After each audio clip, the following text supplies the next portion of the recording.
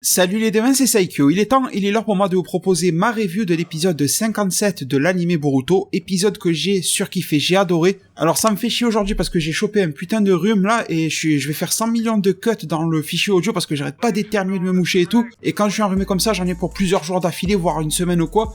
Du coup, ça sert à rien que je reporte la review parce que sinon je vais en avoir plusieurs à me taper d'un coup. Ça sert à rien. En tout cas, vous êtes prévenus. Si le son de ma voix est un petit peu bizarre, mais enrhumé ou pas enrhumé, putain, cet épisode c'était du lourd. Alors je sais pas ce que vous en avez pensé, mais pour moi il y a un gros défaut majeur. Alors j'ai vu des petits défauts à droite à gauche, mais je m'arrêterai en fin de vidéo parce que ça, c'est un lien avec la fin de l'épisode, donc je fais toujours mes reviews d'ordre chronologique, sauf cas exceptionnel. Mais à part ça, j'ai vu aucun problème. Alors bien sûr, il y a des choses qui se passent pas comme dans le film, machin. Et d'ailleurs, le problème que je vais pointer du doigt à la fin de la vidéo sera quelque chose qui se passe pas comme dans le film. Mais là, c'est vraiment quelque chose d'important et d'impactant. Le reste n'est que du détail et relatif à des choix de mise en scène. Ça plaira à un, ça déplaira à l'autre. Sauf que la chose dont je vais vous parler à la fin, je pense que ça déplaira à tous que ça a été fait comme ça. En tout cas, début d'épisode, alors relativement calme, entraînement Sasuke-Boruto, qui est toujours cool à voir, Sasuke très froid, Boruto avec son caractère assez atypique, quoique ressemblant à son père quand il le veut, et donc on nous ressort l'histoire des clones, etc. Sasuke lui apprend que tu peux maîtriser une technique même si elle n'est pas la tienne, enfin bon, des choses intéressantes venant d'un sensei jusqu'à son élève. Et outre le relationnel Boruto-Sasuke, ce que j'aime beaucoup, et ça je l'avais déjà fait remarquer dans mes toutes premières reviews Boruto, c'est les clones de Boruto. Les clones de Boruto sont vraiment spéciaux par rapport aux autres, vous avez remarqué. Les clones de n'importe quel des personnages, à la limite ceux de Naruto étaient légèrement particuliers, mais loin d'être comme ça. Dans le sens où Boruto se tape des discussions de fou, mais surtout on sent qu'il y a une espèce d'indépendance de chacun des clones mentalement. Je sais, pas besoin de me ressortir les exemples, dans Naruto et Naruto Shippuden, les clones de Naruto se parlent entre eux, etc. Mais j'ai trouvé que c'était pas fait à ce point-là. Même quand Naruto s'entraînait pour le Rasengan, enfin le Rasengan Shuriken, il y avait justement de la parlotte entre clones et tout ça, je trouve que ça n'était pas mis en avant comme ça, et le fait qu'un clone puisse être en désaccord avec un autre, et que ces deux clones-là qui ne sont pas d'accord entre eux puissent être en désaccord avec l'original, c'est-à-dire Boruto. Et qu'en plus ils n'accueillent même pas le nouveau clone, enfin, c'est un truc de fou. Alors, c'est peut-être relatif soit à la personnalité assez folle, on va dire, de Boruto, ou alors ça peut être relatif au fait de sa non-maîtrise totale de ses clones. Dans les deux cas, c'est une idée très cool, je trouve, d'avoir fait des clones comme ça. Après, sur un champ de bataille, des gars comme ça peut te mettre la merde. S'il y en a un, il est pas d'accord, il a pas envie de se battre, il est fatigué, tu sais pas, ils sont imprévisibles. Donc, petit problème, mais c'est cool, parce que c'est ça qui met du piment dans la série. Ou en tout cas dans les combats. Alors ensuite, après l'opening, toujours avec le filtre vert dégueulasse, eh bien on en arrive sur une scène magnifique. Déjà on te pose l'ambiance et la tension. Dommage que l'on n'a pas vraiment vu comment ça s'est fini entre Sasuke et Boruto, mais bon, ça c'est pas bien grave. En tout cas, de nuit, donc forcément ça fait monter... Les scènes de nuit par nature, ça fait monter la tension et le mystère, ça on peut rien y faire. Et t'as du coup une espèce de mini-réunion Sasuke, Chojuro, le Mizukage, et Gaara, le Kazekage. Et là, je me suis dit, mais putain, c'est quoi cette scène? De quoi ils vont parler? Parce que tu vois, quand tu vois cet arc-là, t'essaies de faire le lien avec le film. Et là, je me suis dit, attends, une réunion de nuit avec ces trois qui ont pas forcément l'habitude de se réunir. Sasuke qui est un petit peu le mec que l'on appelle quand il y a une affaire qui se résout dans l'ombre, tu vois. Je me suis dit, putain, là, il se passe un truc de fou. Là, j'ai commencé à être devant mon écran, je commençais à me crisper. Qu'est-ce qui se passe, tu vois? Mais crisper dans le bon sens du terme. Et d'un coup, Gaara, il nous sort qu'il s'est fait attaquer. Je me suis dit, mais putain, il s'est fait attaquer par qui? Le mec, il arrive tranquille à Konoha. Il amène son fils pour l'examen Chunin, machin, il n'en parle pas. Et là, d'un coup, il nous parle de ça. Mais c'est cool, là, qu'il en parle que maintenant. Ça fait monter le truc. Il est pas arrivé en mode galérien, tu vois, à Konoha, et les mecs, je me suis fait attaquer, venez, on va le démonter. Non. Il fait ça en douce. Alors, est-ce que c'est une bonne idée? Parler cassé de là, je ne pense pas. Il aurait sûrement dû alerter plus de monde, je ne comprends pas trop. Ou alors peut-être qu'il l'a dit, qu'il l'a déjà fait, dans ce cas-là, n'hésitez pas à me corriger, mais bon. Mais en tout cas, la scène est cool, parce qu'en plus, derrière, il s'est pas fait attaquer par n'importe qui. Il était dans son train, tranquille, d'un coup, il arrive Urashiki. L'espèce de mini-réunion, elle m'a mis une droite, et là, ils m'ont mis une gauche, tu vois, ils m'ont étalé. Je me suis dit, putain, c'est quoi qui se passe, là? Urashiki débarque, même pas Momoshiki ou Kenjiki, tu vois, il débarque, et au final... on a une scène qui n'est pas forcément une scène de combat. Le Gaara, alors, je pense qu'il avait compris que c'était un Otsutsuki en face de lui, mais il reste assis en pose beau gosse et tout ça, accoudé sur son petit canapé vert, etc. Bon, j'ai pas trop compris pourquoi il s'est pas levé. Et il s'est dit qu'avec son sable, il allait gérer le Otsutsuki qui arrive en face de lui. Alors, le Otsutsuki, le Urashiki, déjà j'aime beaucoup, ses apparitions sont toujours très mystérieuses, même si normalement, ça devrait correspondre à l'arc du film et du manga, Momoshiki reste le boss, mais on sait jamais. Vous savez, vous êtes nombreux à me proposer la théorie du Kawaki, aurait pu tuer Urashiki, et du coup, c'est pour ça qu'il développerait certains pouvoirs par la suite, un petit peu comme Boruto. Pourquoi pas? C'est pas du spoil, hein, les gens, c'est juste de la théorie, franchement. Il y a rien qui a été dit dans le manga par rapport à ça, ni rien. Mais sinon, il y a deux personnes, oui, si je m'en souviens bien, dans les commentaires de ma précédente review qui m'en ont parlé. Vous m'avez dit, Urashiki me fait beaucoup penser à Toby, donc c'est-à-dire Obito quand il était en mode Toby, au tout début quand il avait le masque orange et qu'il traînait avec Deidara. Vous avez totalement raison, je me suis fait exactement la même réflexion. Urashiki est un petit peu moins gamin, on va dire, mais dans le fait d'appeler ses aînés senpai, l'autre il arrêtait pas senpai, Deidara senpai ou je sais pas quoi, il arrêtait pas avec ça. Quand il faisait une connerie, mais vous senpai, vous faites pas mieux que moi, enfin, il se moquait de ses senpai, mais d'une manière un petit peu ironique, et au final, Toby s'est révélé être pas forcément le grand chef, mais presque, tu vois, de l'organisation. Je parle pas de l'Akatsuki, mais de la finalité, la guerre, fin de Naruto Shippuden, tout ça, quoi. Donc là, c'est un petit peu la même chose, et c'est pour ça que je vous disais, j'aimerais bien que Urashiki soit limite plus important que Momoshiki, ça serait une belle prise de risque déjà, ça serait une bonne surprise, ça serait un gros revirement par rapport au manga et au film, et franchement, l'histoire, tu peux la ficeler de la même manière, même si Urashiki reste supérieur à Momoshiki dans les pouvoirs ou quoi que ce soit, hein. T'adaptes 2-3 lignes de scénario, de dialogue, et ça y est, c'est réglé. Sincèrement, que ça soit un ou l'autre, du moment où tu tues un dieu, bon voilà. Mais surtout, le voir débarquer là sur Gaara, et en plus, tu sais pas trop ce qu'il y veut, parce que bon, Gaara, il essaie d'utiliser, de bloquer avec son sable, sauf que là, la défense parfaite, oublie. Le machin, l'espèce de lasso rouge de Urashiki, traverse. D'ailleurs, Gaara a quand même été pas assez méfiant. Quand il lui dit, t'as réussi à traverser la barrière qui nous protégeait, l'autre lui dit, ah, ce truc fin là, comme du papier ou je sais pas quoi. Là, déjà, quand tu vois son physique, sa dégaine, et que tu vois en plus qu'il a réussi à passer le Keka et la barrière, là, tu devrais au moins te lever de ton canapé vert. Malgré tout, la scène reste super cool. Et donc, une fois qu'il a planté cette espèce de lasso au niveau de son cœur, hein, je suppose, donc c'est pas très loin de là où sont canalisés tous les flux de chakra, vous allez voir pourquoi je dis ça. Si vous reprenez le schéma ou quand vous regardez un petit peu le Byakugan et tout ça, quand quelqu'un regarde dans un corps, vous voyez bien qu'il y a un endroit central ici, un endroit clé, et quand vous regardez Rock Lee ou Guy qui ouvre les portes à l'intérieur du corps, vous avez aussi quelque chose ici. Donc voilà, en mythologie japonaise et même en arts martiaux japonais et chinois également, on a pas mal de références vers cette espèce de centre du corps qui serait situé vers le cœur, on va dire vers le thorax, un truc comme ça. C'est là où circule le chakra, le ki, le chi, tout ce que vous voulez, l'énergie du corps humain, de la vitalité de l'homme, etc. Sauf que Urashiki, au final, ça a affaibli Gaara. Il aurait pu se le tuer facilement, hein, sincèrement, mais il ne l'a pas fait. Rappelez-vous que Urashiki, contre Toneri, avait bien dit « Je ne te tue pas parce que c'est interdit par mon règlement », sous-entendu que tu ne peux pas tuer un autre Otsutsuki, un autre dieu, comme vous voulez, mais tu peux tuer, en tant que Otsutsuki, tu peux tuer des mortels. Enfin, des trucs qui sont pas des Otsutsuki, parce que je considère pas vraiment les Otsutsuki comme des dieux, mais comme des semi-divinités plutôt, on va dire, et encore, c'est un bien grand mot. Bref, malgré cette supériorité, malgré le fait que Gaara ait de fait mis dans le camp de l'ennemi, eh bien, il ne le tue pas. Donc déjà, ça montre un tout petit peu plus de complexité dans l'écriture du personnage de Urashiki, et ça j'aime bien. On verra bien quelles sont ses motivations plus tard. Mais sinon, qu'a-t-il bien pu lui prendre dans cette putain de poitrine? Eh bien, la réponse n'a pas été donnée dans l'épisode, mais je pense qu'il y en a une qui est bien plausible, qui est pas trop tirée par les cheveux. Rappelez-vous, il y a 1 ou 2 épisodes en arrière, il y a Gaara qui s'est mis à parler avec Shukaku, donc Ichibi, et je sais que certaines personnes doutaient au moment de cet épisode que Gaara était Jinchuriki ou pas. Là, aujourd'hui, vous avez eu la confirmation. Urashiki lui a bien dit « Tu n'es plus Jinchuriki, donc tu ne possèdes plus Ichibi. Le démon a une queue, il l'a plus. » Mais par contre, il peut toujours communiquer avec lui. Si vous avez suivi la fin de Naruto Shippuden, le fait de communiquer avec les bijus, c'est pas la première fois, même avec des bijus qui ne sont pas les tiens. Il suffit d'établir un espèce de lien, une affinité un petit peu typique aux bijus, mais vous savez que dans Naruto, tout passe par le chakra.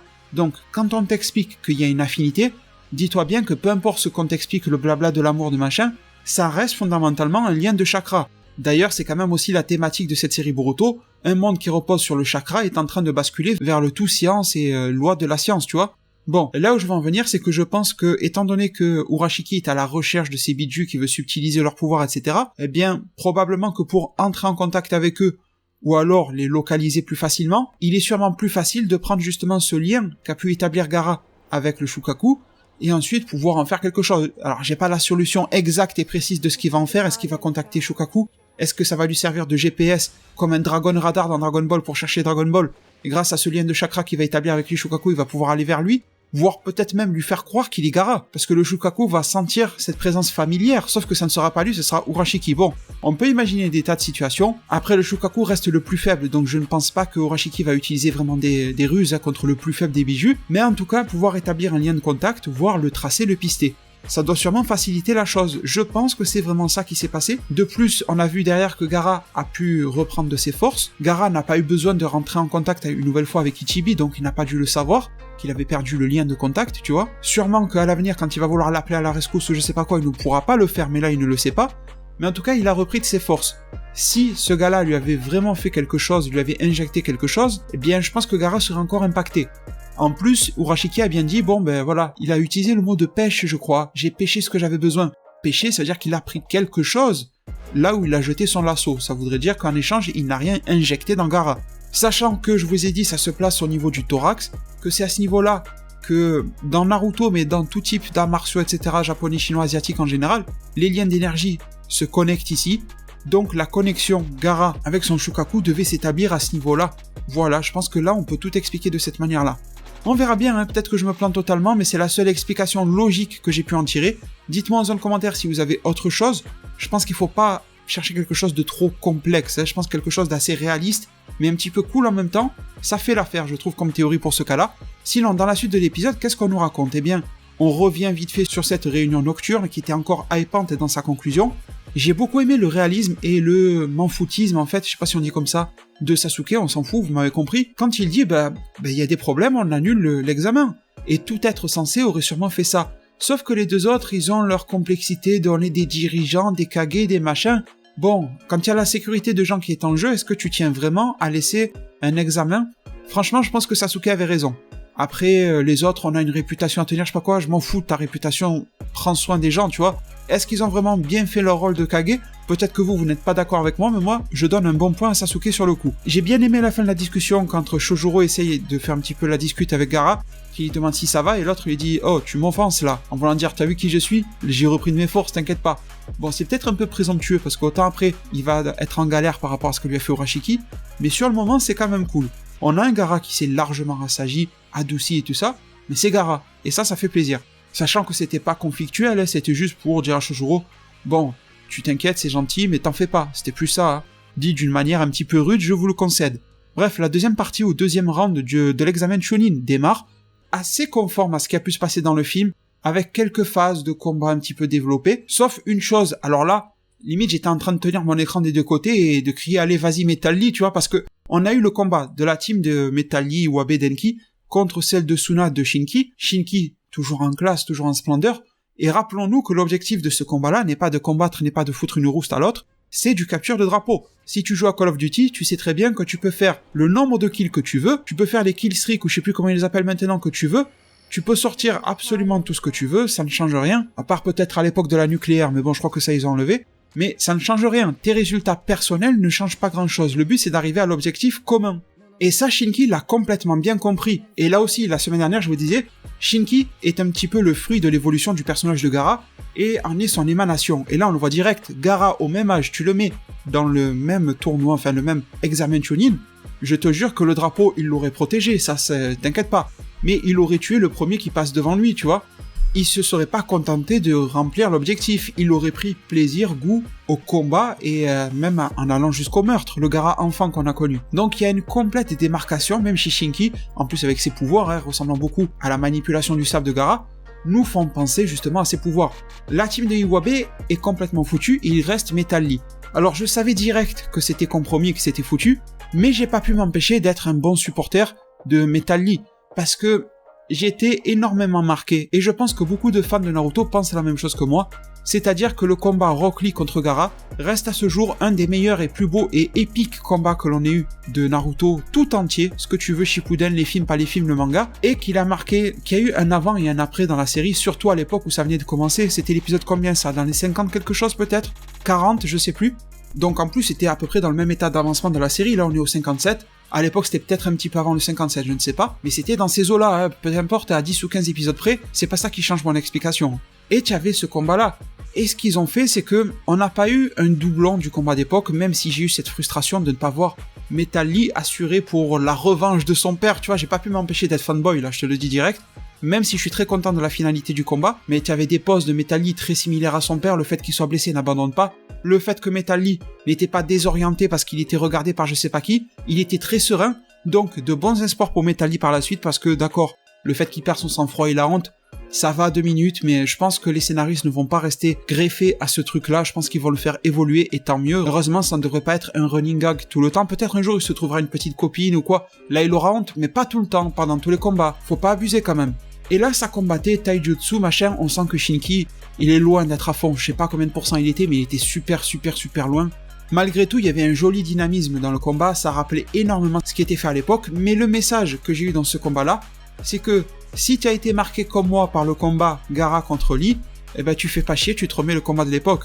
Ne t'attends pas à le revoir ici, on va te mettre 2-3 trucs un peu nostalgie fanservice, mais pas plus. Et ils ont eu raison de prendre ce parti pris, parce que j'étais comme un fou, je me disais putain, je me rappelle dans l'arc Sumire, eh bien il y avait Metal Lee, quand il était possédé par le Noué, il a ouvert les portes. Revisionnez ce passage-là si vous ne me croyez pas, il a ouvert les portes, on ne sait pas combien, 1, 2, 3, je pense pas que ça soit la 3 vu qu'il est plus jeune que Lee, mais bon pourquoi pas. Je me suis dit, c'est le bon moment de l'ouvrir, tu nous fais un combat de fou, un truc qui a pas eu lieu dans le film, même si Shinki gagne encore, au moins on aura un truc super spectaculaire, et pour le mec frustré comme moi de ne pas avoir revu du vrai Rock Lee se battre, eh bien voir Metal Lee assurer ici, ça va faire plaisir. Alors non, j'y ai pas eu droit, mais en même temps c'est normal, on en revient à ce que je vous disais tout à l'heure, Metal Lee s'est fait avoir psychologiquement, il a oublié l'objectif et a pris ça comme un duel, Shinki ne l'a jamais oublié, il ne voulait même pas combattre ou quoi que ce soit, il a provoqué 2 minutes, histoire de prendre le drapeau et c'est fini, quelle porte tu voulais qu'il ouvre? Peut-être que si Shinki avait joué le jeu du combat, peut-être que Metal Lee, qui était au sérieux, qui n'était pas perturbé par les autres, n'avait pas honte, aurait ouvert les portes et on aurait eu un truc épique. Mais en même temps, je pense que ce que l'on a eu ici, on pouvait pas faire mieux comme choix. Voilà. Je sais qu'en tant que fan et surtout fanboy, on peut se dire on voulait le combat, mais c'était logique ce qu'on a eu, je peux pas dire le contraire. Ils ont eu raison. Maintenant, on passe à la team numéro 7, Sarada, Boruto, Mitsuki. D'ailleurs, dites-moi en zone commentaire qui d'après vous est plus puissant, parce que je pense que les deux hauts du panier dans les Genin actuellement, on va mettre Boruto de côté, c'est Shinki et Mitsuki. Shinki parce qu'il est loin d'avoir révélé la hauteur de ses pleins pouvoirs, et Mitsuki parce qu'on a vu son mode ermite. Je dirais que probablement Mitsuki mode ermite gagne, mais d'après vous, qui gagne? Ça va être super chaud, ça serait un super combat. J'ai pas forcément d'arguments à exposer, parce qu'on n'a pas énormément d'éléments, mais j'ai la petite intuition que Mitsuki mode ermite gagnerait. Bref, le combat commence contre les triplés du village de la brume, etc. Et là, d'une manière assez similaire au film, eh bien on en revient à l'histoire des clones. Boruto peut en créer tant, les autres ils sont 3, donc forcément même s'ils en créent moins par personne, au final ils sont plus que lui. Boruto se fait défoncer, les autres veulent aller à son secours. Il a une petite phase où il repense un petit peu à ce que lui a dit Sarada, il repense un petit peu, je crois, au mail de son père. Donc on voit qu'il y a 2 choses importantes dans la vie de Boruto, c'est Sarada et c'est son père. C'est intéressant. Enfin, il y a sa mère et tout, mais tu m'as compris, dans les moments clés comme ça, c'est quand même ça qui ressort. Est-ce que l'on va se diriger vers une situation où Sarada et Boruto vont finir ensemble? J'étais pas chaud avant, mais là, pourquoi pas? Avec l'autre à la fin qui commence à s'approcher et tes yeux sont devenus comme ça, lui il rougit. Après, on peut aussi être dans une situation où lui il risque de tomber amoureux et elle ne voudra jamais de lui. En tout cas, pour la première fois dans l'examen Chunin, il utilise sa fameuse technologie scientifique ninja. Il fait un suiton très très classe, hein. Mais si vous vous rappelez bien dans le film, et là c'était un changement par rapport au film qui est plaisant, Boruto avait utilisé l'outil ninja une nouvelle fois pour utiliser la foudre. Sauf que là il l'a fait par lui-même. Alors certains vont dire que ça change pas grand chose, il a triché, ok, mais je trouve que ça démontre de 2-3 choses. Ça veut dire que il triche, il est conscient de faire quelque chose de mauvais, mais il n'en abuse pas. Certains seront plus catégoriques que moi en se disant tricheur un jour, tricheur toujours, d'accord. Mais c'est un enfant très jeune, il y a quand même cette volonté d'utiliser le moins possible l'objet de triche. Donc ça n'est pas excusable, mais on se dit qu'il y a un espoir de revenir dans le droit chemin. C'est pas le mec qui a utilisé ça depuis le début pour pas se fatiguer. Et en plus, ça nous montre qu'il gère quand même plutôt pas mal son Raiden, ce qui est cool, hein. Boruto, Bolt, Éclair, tu vois, bon, c'est cool. Alors, la suite s'ensuit à peu près comme dans le film, rien d'autre à redire. Sarada grâce au Sharingan qui va retrouver le drapeau, je trouvais ça cool, et c'était dans le film comme ça. La phase avec Tenten qui m'a un petit peu déçu, on va dire. Façon de parler, alors déjà, aucune révélation de si Tenten est la mère de Metal Lee, ça aurait été le bon moment, on ne l'a même pas vu s'inquiéter pour Metal Lee, ce qui pourrait même sous-entendre qu'elle n'est pas sa mère, vu qu'elle ne l'a pas priorisé par rapport à un autre. Par contre, elle était intéressée par Boruto. Alors ok, c'est le fils d'un de ses meilleurs amis, le fils du Hokage, machin. Voir comment il se débrouille. Il a pas fait les signes pour le Suiton, ok. Mais moi, je sais pas, moi si je suis à sa place, il y a mon fils qui se bat pour l'examen Chunin. En supposant que Metal Lee serait mon fils du Hokage ou pas, il attendra. D'abord, je regarde ce qui se passe avec mon fils, j'ai des réactions pour lui, et après peut-être que j'aurai des réactions pour le fils du Hokage, mais là il n'y en a pas eu, donc c'est bizarre. Et malheureusement, peut-être que vous alliez y penser, vous ne pourrez pas me dire qu'elle est impartiale, qu'elle ne veut pas montrer de jugement positif ou négatif par rapport à son fils parce que c'est son fils. Ben non, si tu es impartial, tu ne montres pas de jugement parce que c'est le fils de ton ami, fils du Hokage, donc Boruto. Si tu es impartial pour un, tu l'es pour tous. Donc je n'ai pas bien compris sincèrement, mais la scène n'était pas horrible, hein, loin de là. On en arrive sur la fin de l'épisode, j'en ai parlé tout à l'heure. Alors bon, il y a le contact avec le scientifique, on s'en fout un petit peu, on sait ce qui va se passer. La relation Sarada avec Boruto, on nous parle des yeux, j'ai senti ça un petit peu comme pour nous teaser par rapport aux yeux de Boruto, les pouvoirs qu'il aura dans ses yeux. Peut-être que vous l'avez perçu sur le côté un petit peu relation amoureuse, Boruto-Sarada. Je ne sais pas. Je pense que tous les points de vue sont valables, mais surtout ce qui m'a intéressé derrière, c'est bien sûr la discussion entre Naruto et Shikamaru. J'ai beaucoup aimé retrouver Naruto comme ça. Ça a été une vraie délivrance pour moi. Je vous avais dit depuis plusieurs semaines, depuis que Naruto est Hokage, je ne le retrouve pas vraiment comme à l'époque. Et là, je l'ai retrouvé. Alors ok, quand Shikamaru a tapé à la porte, il a fait genre je travaille, je suis sérieux. Mais on a vu le Naruto qui est fatigué, mais qui est quand même fou de joie. Il était fou d'inquiétude déjà, de savoir ce que son fils allait faire comme résultat, et fou de joie de savoir qu'il avait réussi. J'ai adoré ça. Alors, fin d'épisode, on voit quel team a réussi, etc. Alors je ne comprends pas pourquoi, là je peux spoiler un petit peu sur Sumire, pourquoi est-ce qu'on n'a pas eu la scène équivalente à celle de Sumire dans le manga, là où elle dit qu'elle refuse d'être ninja, hein. Pour le moment, il la laisse faire des examens, des machins, elle a pas dit « je refuse d'être ninja », elle a pas dit « je refuse à devenir Chunin », elle a rien dit, donc je sais pas quand est-ce qu'ils vont nous sortir ça dans l'animé, mais bon, là, voilà, je pense que c'est un petit peu le moment, ils peuvent toujours le faire plus tard, c'est un point de détail que l'on peut déplacer dans la chronologie, c'est sûr, mais je me serais attendu à ce que ça arrive ici. Bon, ça n'est pas le cas, enfin nous arrivons à la fin de l'épisode pour de bon les devins, 2 scènes restantes, celle entre Sasuke et Naruto, et j'en ai pas grand chose à vous dire, mis à part l'aspect nostalgique et l'aspect badass de Sasuke aussi, dans le sens pourquoi tu veux que je souris, pourquoi tu veux que je sois content pour ma fille, je savais déjà qu'elle allait réussir. Et ensuite, les félicitations de Naruto envers son fils Boruto, une relation assez difficile, hein, difficile de s'exprimer, même Naruto qui est très expressif a du mal à exprimer ses sentiments à son fils, et ça c'est plutôt intéressant en termes de développement de personnage, qui aurait cru que Naruto soit aussi timide face à quelqu'un, tu vois. Bon, en tout cas ça se passe bien, ça se passe à peu près comme dans le film, sauf le gros défaut pour moi de l'épisode. Pourquoi ? Dites-moi dans un commentaire, putain de pourquoi ils ont pas repris la scène qu'il y avait dans le film, j'y tenais vraiment. Normalement, au moment où son père passe et le félicite et tout ça, lui tend le poing, machin, Bashi Kadai à l'examen, tout ça, quand son père sort de la salle, enfin de la chambre, pardon, eh bien normalement Boruto il est pas juste en train de faire un vieux sourire, il est en train de pleurer de joie aux larmes. Pourquoi est-ce qu'on n'a pas eu ça ? On a eu une scène magnifique dans laquelle le père tape du poing sur le torse, tu vois, de son fils, parce que le fils, le pauvre, bon, c'est pas si magnifique que ça, il a l'objet de triche, il veut pas lui montrer à son père. Mais en même temps, c'est une scène où les deux se rapprochent, tu vois. Pourquoi t'as pas fait le Boruto qui pleure ? C'est un très jeune enfant. Tu peux lui permettre de pleurer quand même dans ce moment-là, plutôt que d'esquisser un sourire qui en plus était pas super bien dessiné, j'ose le dire. Donc, je ne sais pas, c'est mon gros reproche et quasi unique reproche à cet épisode-là, qui pourtant fait partie des tout meilleurs de la série, hein. J'ai eu un gros coup de cœur pour cet épisode-là, je pense que vous l'avez senti dans cette review. Je sais pas combien va faire de minutes cette review, mais j'en suis à 29 minutes là, une fois coupé et tout ça, je sais pas combien ça va donner, mais si j'ai parlé autant alors que je galère à parler avec mon rhume de merde, désolé pour la vulgarité, mais c'est que vraiment j'ai adoré cet épisode-là. L'épisode prochain risque d'être assez cool dans un registre légèrement différent, hein. Vous avez vu qu'on passe à l'étape supérieure des combats, etc. D'ici là, je vous remercie énormément pour le soutien que vous apporterez à cette vidéo-là. Prenez tous super bien soin de votre futur, et à plus pour de prochains arts divinatoires.